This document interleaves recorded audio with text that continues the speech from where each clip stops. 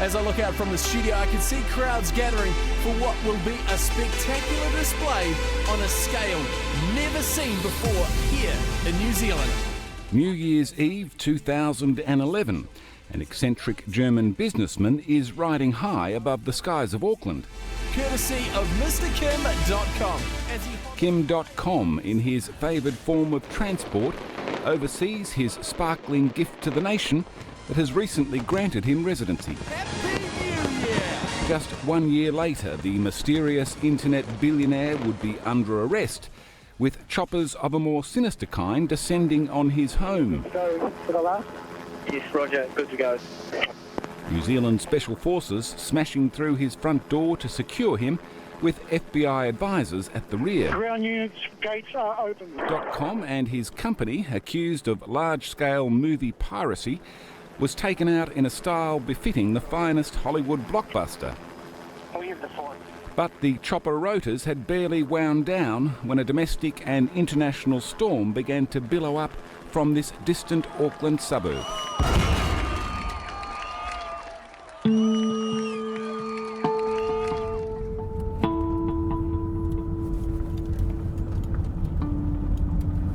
This is the beginning of Kim Dotcom's mansion, piracy headquarters according to the Americans, and the scene of last year's very dramatic Special Forces raid. Dotcom was held for just a few days before New Zealand courts, to the consternation of the government, released him. His extradition stalled until a full hearing in August. This must be it. 2 houses, a helipad, security, and a giraffe on the hill. Hi mate, Mark Davis from SBS TV. Most of his assets have been seized, but Dotcom still has the use of this sprawling mansion outside Auckland and a large personal security detail. A fortune built on Megaupload, a cloud storage company that hosted thousands of third-party accounts, many of which did little more than supply pirated copies of movies to the public. There's a chopper. With his billion-dollar business wiped out in one night, Dotcom is marking the anniversary of the raid with the launch of a new cloud storage company. Not so dissimilar to the last, but completely encrypted, unable to be viewed by either him or the FBI. Known as much for his privacy as for his extravagant lifestyle, this is Dotcom's first Australian interview. You know, I'm an innovator, I'm a smart guy, I'm a good businessman. You may be all of those things, but according to the Americans, you're also a thief. Can the New Zealand government afford to harbour you if the US government and its judicial institutions regard you as a criminal?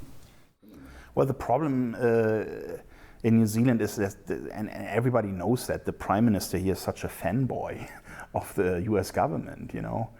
And that's also why all of this happened in the way it happened. I mean, come on, you send armed forces in helicopters and attack dogs and people with machine guns to a guy who is alleged of copyright infringement. The reason why they went after me is because they thought no one would sympathize with someone who lives this kind of lifestyle. They thought they found the perfect scapegout. The bad guy. Exactly. The Bond villain, I think, is your The Bond villain, yeah. Germans were always the best Bond villains. Germans are the good Bond villains. Step, step, in, and step, out, out. Outside, the staff for the upcoming launch are enduring dance lessons on the very spot where the police choppers landed a year ago. That's it. All call signs, all call signs. Copy. This remarkable footage, which came to light during legal proceedings, shows the dawn attack. All of it being streamed live back to authorities in the US. Made entry into the bedroom of the target. A military-style onslaught which soon came to be viewed as a serious overkill. We can't find him in either the studio or the bedroom. This is the highest fence on Dotcom's property, and it that proved too hard for New Zealand Special Forces, they could have just walked around it. Dotcom and 3 of his business associates were all bound for the US until matters ground to a halt in the New Zealand courts. You know, we'll not run away. I want to fight these allegations on a level playing field. If you're an owner of copyright, you have a right to protect it, surely. Yeah, and forget you if have a right to protect it. That's I agree with that, and I'm not against copyright. Don't you agree with me that every ISP that connects people to the internet is in the exact same position? That YouTube is in that same position, Google. Everybody has full knowledge that the internet is being used for legitimate and illegitimate uses. This was so obviously a political contract hit. Dotcom has engaged a big gun in London-based lawyer Robert Amsterdam, well used to international cases, normally representing exiled presidents and high-profile political prisoners. My kind of case. There's not much substance to the charges, but there's a tremendous level of aggressiveness, of overreach to the behavior of the government in this case. And you know, one of the signs of a political case is that kind of overreach, that kind of over-the-top conduct. How do you deal with somebody like him if you're a copyright owner and you're losing many millions of dollars through a company like this? Let's be clear, we're up against some of the most powerful corporations in the United States, and Kim was in compliance with the law, period. End of story. New Zealand's Parliament took up the issue when it was revealed that the nation's international espionage agency had been illegally spying on Kim, leading to this backdown by the Prime Minister. Of course I apologise to Mr Dotcom, I apologise to New Zealanders. The whole event has now become a messy scandal for the government, and at every turn, Dotcom's popularity seems to rise. Kiwi's like an underdog, like somebody who's up against it, and he's providing lots of entertainment, isn't he? Paul Brislin is head of the New Zealand Telecom Users Association. He's watched as Dotcom has transformed himself into something of a folk hero for many New Zealanders. He's an unlikely Robin Hood. He's taking from the rich and giving to the rich by the looks of it. At the end of the day, he's not killing people. We're talking about allowing people to download movies and watch television and listen to music, and that seems to be the natural progression of things, that it all moves to the internet, and here's somebody who's doing just that and getting lambasted for it by the old world order. I don't think anybody in government or the police realised just what a hornet's nest they were going to stir up by going in such a heavy-handed way. His vision, though, is quite enticing. He's saying, I can have a huge business here and employ New Zealanders. Yep, and run it from here and make a lot of money for New Zealand and help lower some of your outrageous broadband prices at the same time. Yep. And Kiwis love that. They get well in behind that. The real Dotcom is a creature of the night. When I ask for a chance to talk about his childhood and controversial past, I get a call to see him at the best time, midnight.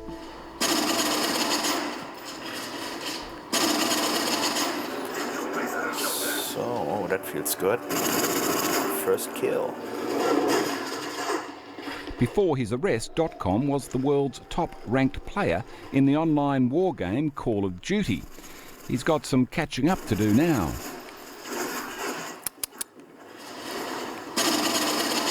I've always played games. So, you know, when you play online against other people that are really good, then it's a true challenge. So that's fun. But it is pretty extraordinary to become world #1 in this in this game, right? Yeah, I mean, it takes a lot of time. You know, you need to be quite focused, and it can also be addictive. And if I play, I sometimes spend, you know, a full day, like 24 hours behind the screen and playing the game. I've always been ambitious, you know, since I'm a little boy. When they asked in school, what do you want to be when you are old? Other kids would say fireman and policeman. I said millionaire. So that was almost genetically encoded in my DNA. I don't know why. What was your background? Was it millionaire status or not? No, I grew up in poor circumstances. My mother got a divorce from my father. I was only 6 years old.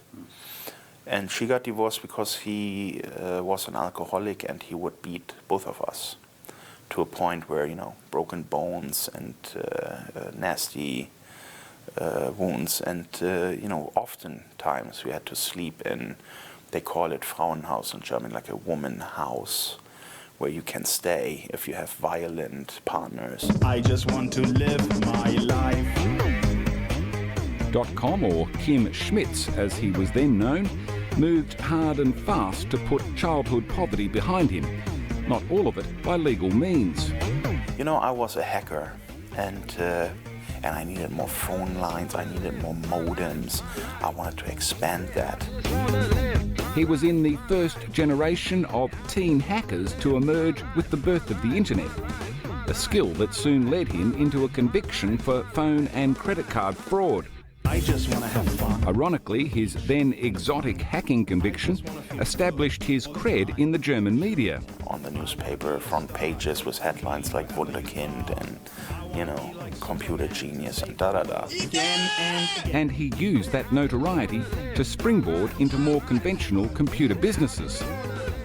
But perhaps flying a little high for German sensibilities, he was brought down to earth with an insider trading charge, imprisoned for 6 months in 2003. After that happened, I actually had an allergic reaction to everything German. Your reputation was gone? Yes. He left Germany for good, changed his name and quietly formed Megaupload. So I said, I'm going to be no public person anymore. I will be below the radar. After a stint in Hong Kong, he ended up on the outskirts of Auckland. While he became a family man, Megaupload truly hit the jackpot and the millions began rolling in. It's back to business at the mansion as guests arrive for the launch of his new company, promising, he claims, not piracy, but a new dawn in internet privacy. There is really no privacy anymore in the world, you see. I mean, the US is spending billions on these spy clouds where they basically capture all internet traffic all the time. You see, your emails are all in there. And whenever they look up your name because they don't like you or they want to find something about you, it's all there. Your whole life is out in the open. These privacy invasions have to stop. And, Mega is going to make that possible. Many of the assembled guests are here for a chance to meet Dotcom face to face. But first, they face up to the big screen version of the big man. The war for the internet has begun. Hollywood is in control of politics. The government is killing innovation. Don't let them get away with that. The internet belongs to nobody. No man, no corporation, no government. And that's what these people need to understand. The internet is there for everybody, for society, to evolve faster, to share knowledge, and to accelerate our development as, a race. A cynic would say you're profiting to the tune of billions of dollars by expressing that view, when in fact it's a fairly cynical business practice. You profit. Well, I'm a businessman. YouTube profits, ISPs profit. In the internet, you have a lot of opportunities to make money. I created a great product that people liked and that was used for a lot of legitimate uses. So, there's nothing wrong with being successful and making money. Welcome to the Mega launch. What we are offering is a smarter, faster, and more secure way of cloud storage. And we are fully assured by our legal team that we are in compliance with the law. This is a crime scene. You're all being detained. Nobody can move. Stay in your seats! The Mega encrypted storage system is likely to enhance privacy, but it's just as likely to enhance the private exchange of millions of dollars worth of Hollywood movies. an act unlikely to further endear him to US prosecutors. You're not going to go down quietly, obviously. They may strike back. How do you think this is going to end? Well, that's the thing, you know. If your initial strike is already a nuke, there is not much more you can do. I mean, they already put that thermonuclear device up my ass. You know, what else would I have to be worried about, you know? So, yeah, bring it on.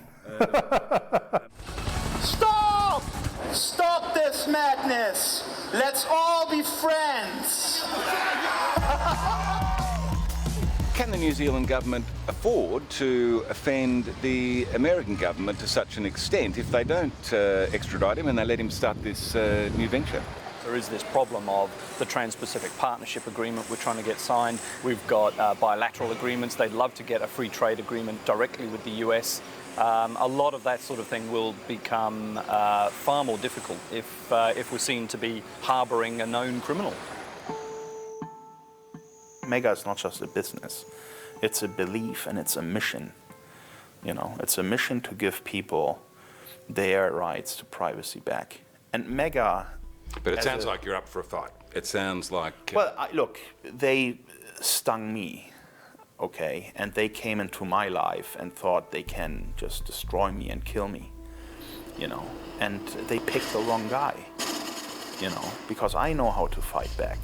And I'm going to fight back effectively, and I will make them regret what they have done.